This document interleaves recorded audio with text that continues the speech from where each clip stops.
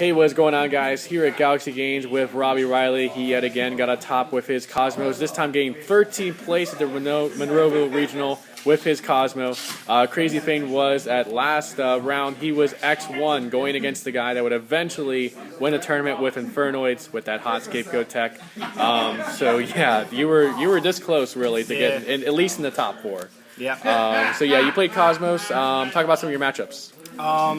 My worst matchups were more or less the Phantom Knights. They're really good. I mean, people call them Peaky Fire if they have the Burning Abyss in with them. They're really good. I mean, there's nothing you can really do about the trap cards in the graveyard. Like, there's almost nothing you can do besides like Kozmojo. Yeah, Dweller kind of. Yeah, Dweller can hurt, but like in the build I play, I play 2 04s.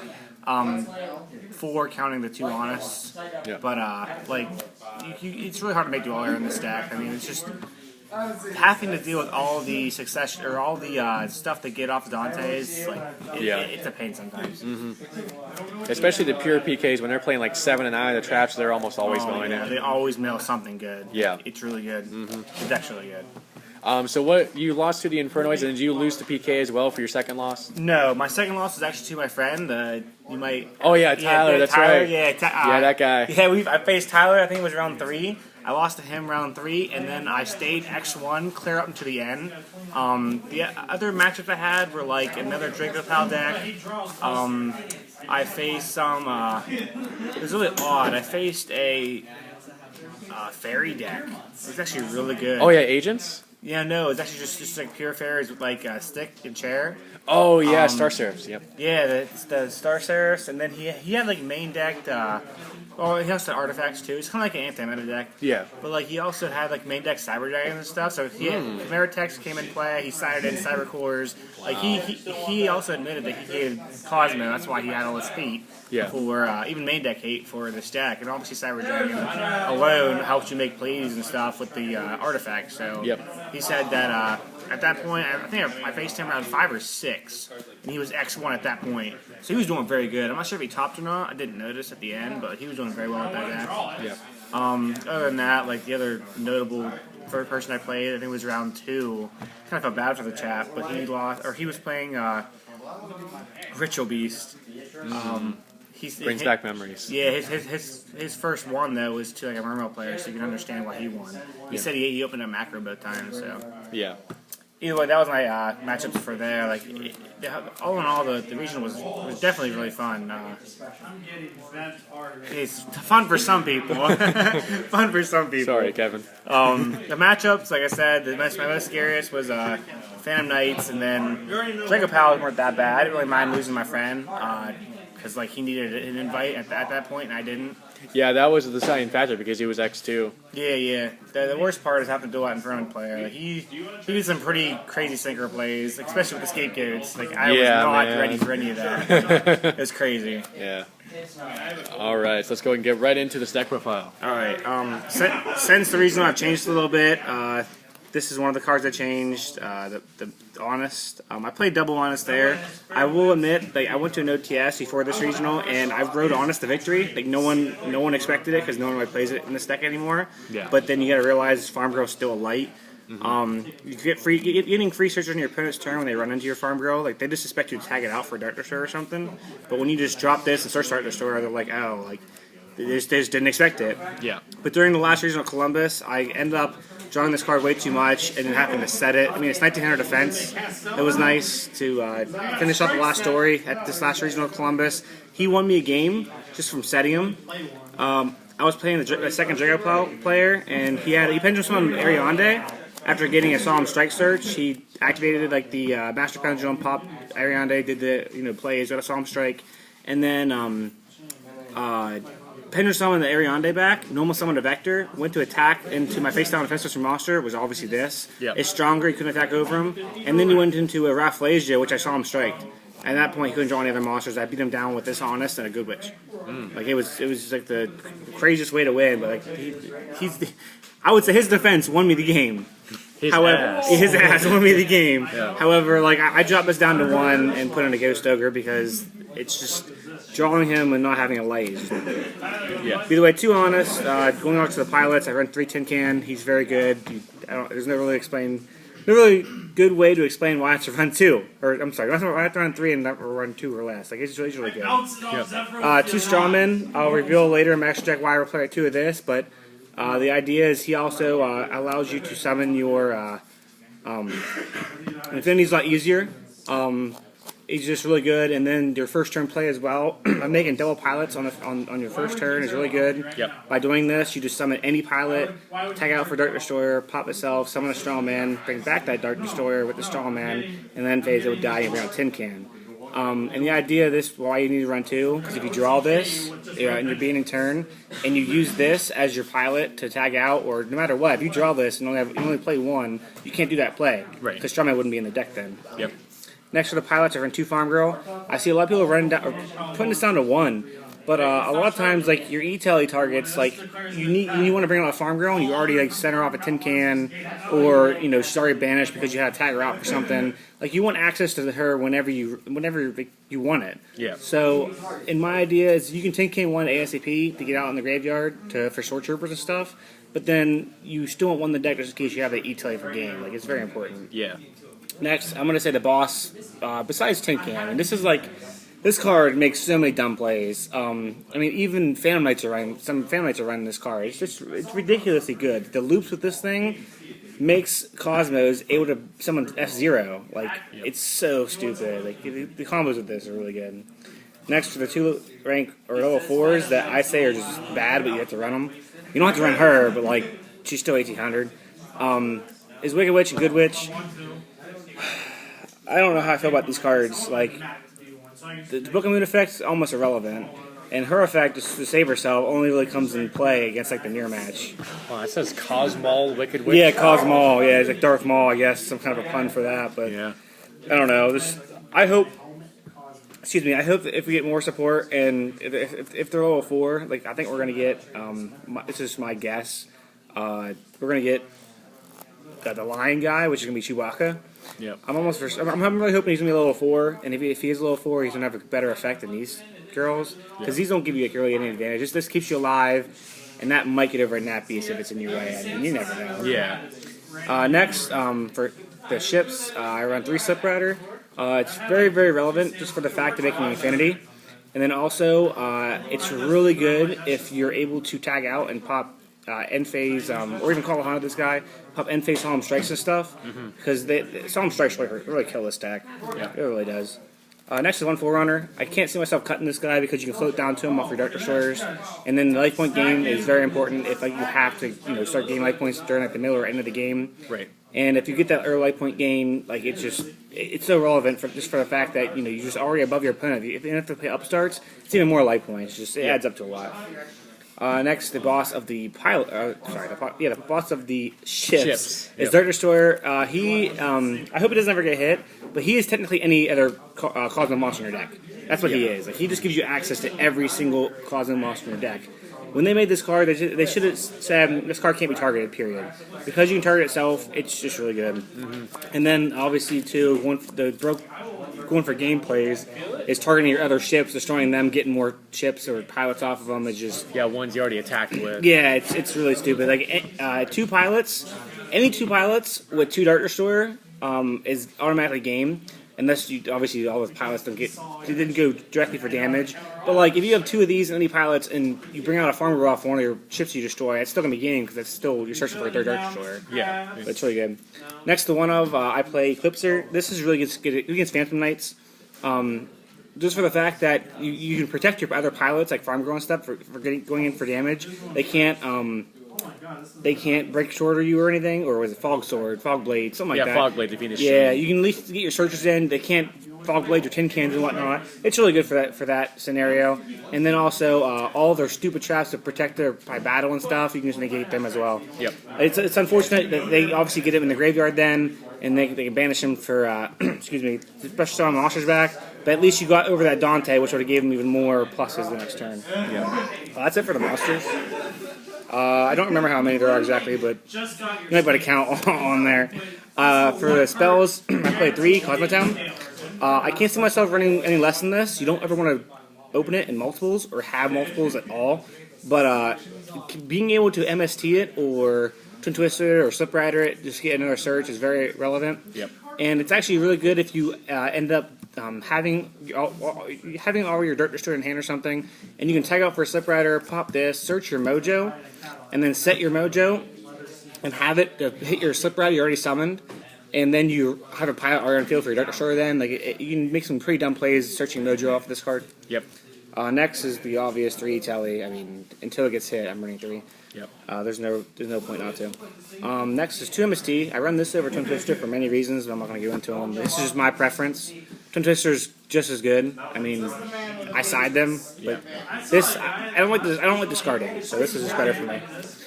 Next is the destruction spells. I still run Dark Hole because in some scenarios, like it's still farm girl for game pretty much. Like if you gotta get a farm girl search in, like you already have so much advantage. So like being able to go second against these Draco Pal decks, and then making a board of like dinosaurs and stuff, you can still blow up their board, and then try to go for game with your farm girls if they don't have solemn strikes. Even if they do, I mean that's when the E-Telly comes into play. Right? It's really good. Next for the traps, I play 3 Call. I don't see myself running any less than this, and then 1 Oasis. I plan on bumping this up to 2. When I drop the second Honest, which I have it in here, obviously for deck profile for the regional, but I thought about putting in a second Oasis because, mainly because Tin Can is really good, but because Oasis also allows you to dodge card called System Down. Yeah. Because it turns into a worm. Yeah, it turns into a worm. So that when they actually system down and pay 1,000 life points, you can just chain this and bring back one of your ships just to protect yourself. I mean, you can bring back Eclipser. Like a lot of people don't like bringing back Eclipser and whatnot because like it's not a card that adds to your hand. But like if you're protecting yourself from battle or whatnot, like a lot of people don't realize this. Eclipser's 2,600 defense. Yeah. It's pretty dang good. Yeah, bigger than Destroyer as far as defense is concerned. Right. And what I've noticed too is like there's also one pilot that has good defense, and that's Strawman. It's 1,800. Yep. I mean, it's as strong as the Dart Destroyer's defense. Like in my idea, like just revealing this, this is my opinion. I think Strawman and Dark Eclipser actually go together because what's really good is not only are those the only 2 that have defense. If you Strawman and Eclipser back to the field, and obviously at end phase it dies. You don't have to tin can anything. You don't have any. Wait, let's say this. Farm Girl searches from doing damage. Sometimes it's hard to do that. Tin can gives you a chance to get Dark Destroyer to hand. This card with Strawman guarantees you a Dark Destroyer in hand because you just search draw off of this. And guess what? Strawman's are your pilot to tag up Dark Destroyer. Like those 2 together, they just seem like they go together. It's just really perfect. And they're the only, like I said, only 2 to have defense. Yep. Next, I run 2 Mojo. I don't see myself running 3. A lot of people I've seen have gone up to 3, and this card is like $13 or $14 now. Yeah. I understand it didn't get a reprint and whatnot, but like this is more in Tin Can. Like I understand the secret too, but I don't know. This card is played at 1 or 2. People who run 3, I don't know what you're doing because it's once per turn. Yeah. You draw multiples of this. Like, it's easily searchable off a town. Yeah, it's easily searchable off a town. Like it's just I don't know. Yeah. Next is there's the Solemn cards. I play 1 Warning, and I main deck 1 Solemn Strike. They're just really good cards. I mean, yeah. I can't see myself running 3 of this though. That's for the fact that it's just expensive. Yeah. On any given turn, any given good turn that Kozmos are doing their plays and paying life points, like a good turn play without going for game, you pay like 2,000 life points on those. So like, yeah, you can't be paying too many for Solemn Warning or Strike. Yeah. Right, or Strike. I guess I'll do an extra deck. I can see that card getting hit. I can see Strike getting hit in the next game. Oh, it's definitely going to. So yeah. Yep. We're also getting a new trap card for pendulums. When you or your opponent pendulum summons, you can negate that summon and shuffle all of those pendulum summon monsters into the deck. It's a counter trap. It's a counter trap. It sucks that it is another trap, but it's still really good. Mm-hmm. Next for the extra deck, this actually wasn't in here. This was a Slacker Magician. Unfortunately, I didn't have it with me at the time of this deck profile. However, this is the card I changed it to. Slacker Magician into this guy because he's just really good. Like negating a spell per turn. Pretty good. Yeah. And plus, too, I try to make my extra deck based around infinity effects, which you'll see in a few seconds. But it's just really good to be able to have a possible tag out or call on face down, so you can negate something, which you'll see the rest of my negation monsters. and then still be able to interrupt your opponent with a call on with Dark Destroyer or something like that. Yeah. So you can just attach off of this too. Yeah. Next, our friend F-Zero, because of the Sword Trooper loop, you can pretty much make this a free and just, it's really stupid, especially in the mirror.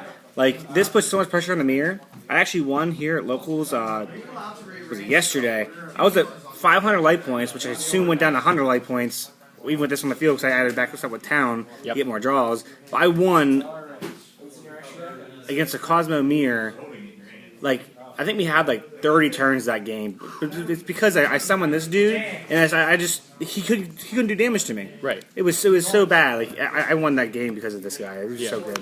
This is the reason why I run 2 Strongmen as well. This card is also really good against any footer deck. I summon him all the time because he can't destroy battle. Sometimes he's just like F-Zero, like it's hard to get him off the field. So you can summon this guy, put him in defense, and just like pass. Like he's really good. And plus 2, this is also really great in the mirror.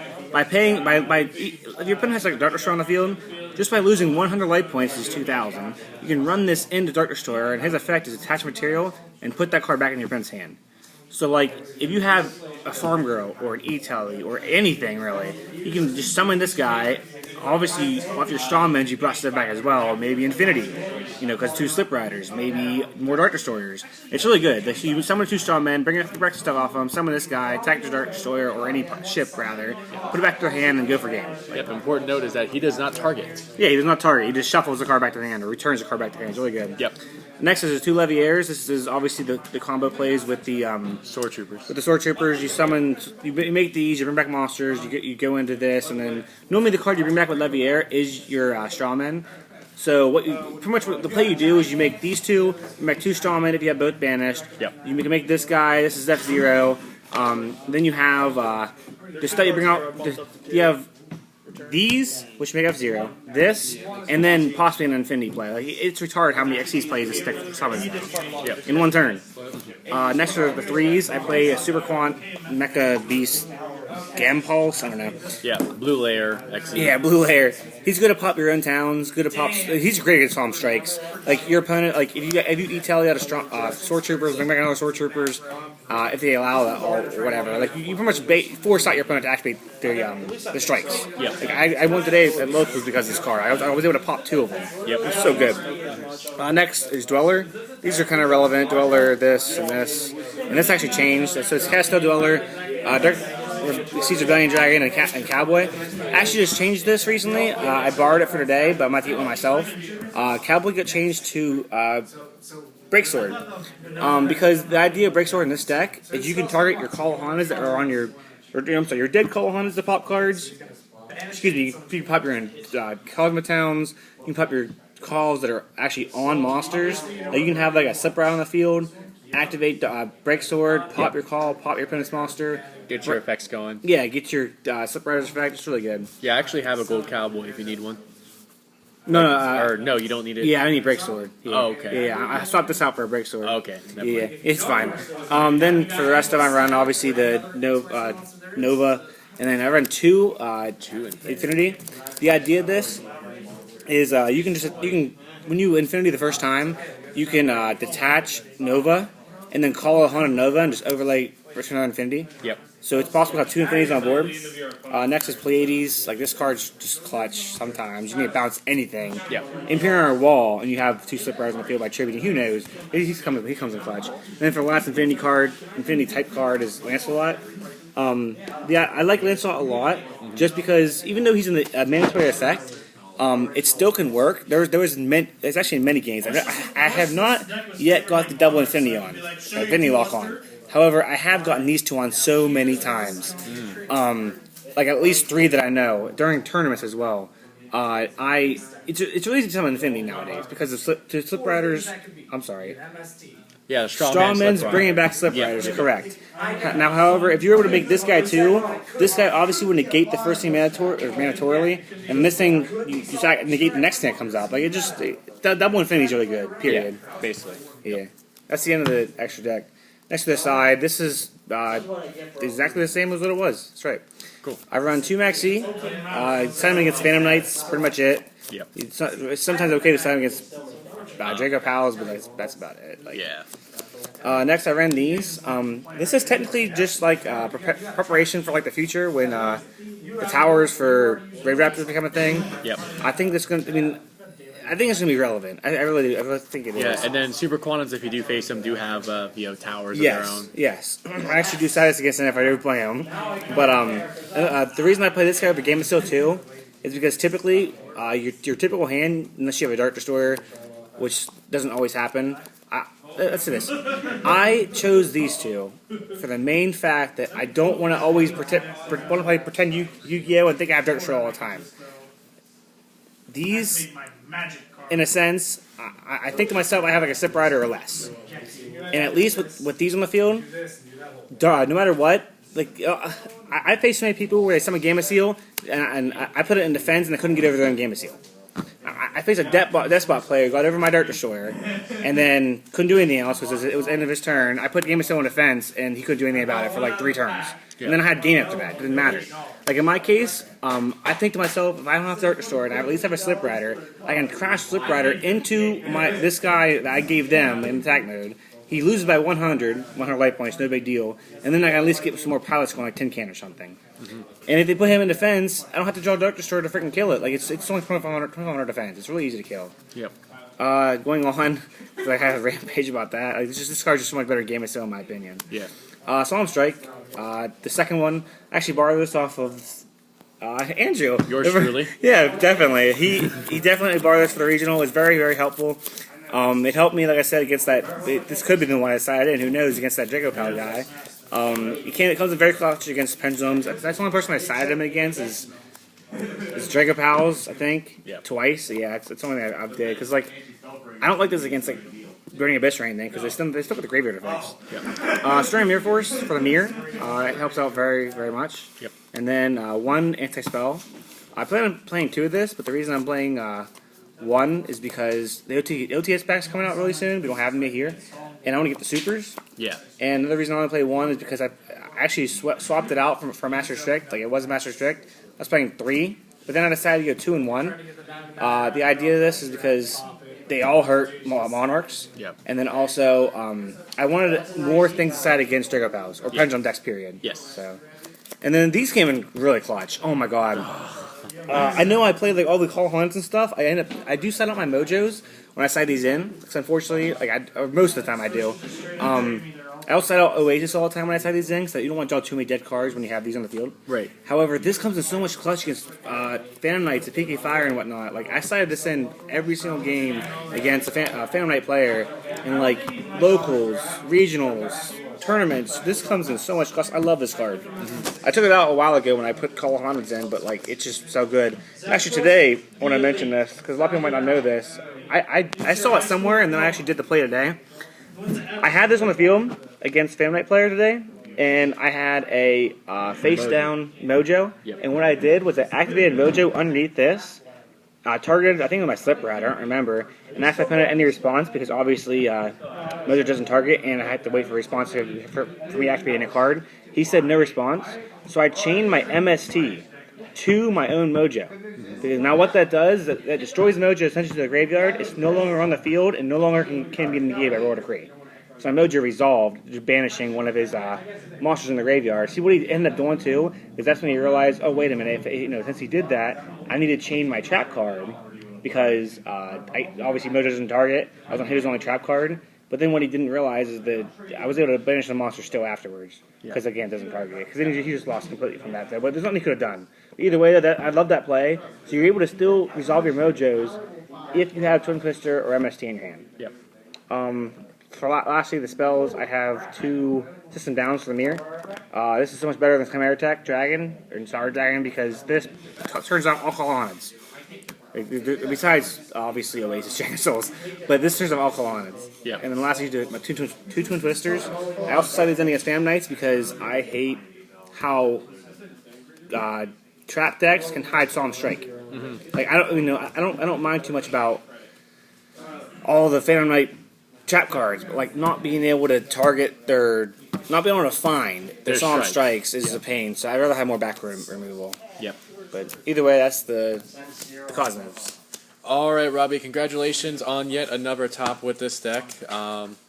Yeah, so remember, guys, to like, comment, and subscribe, and we will catch you guys next time.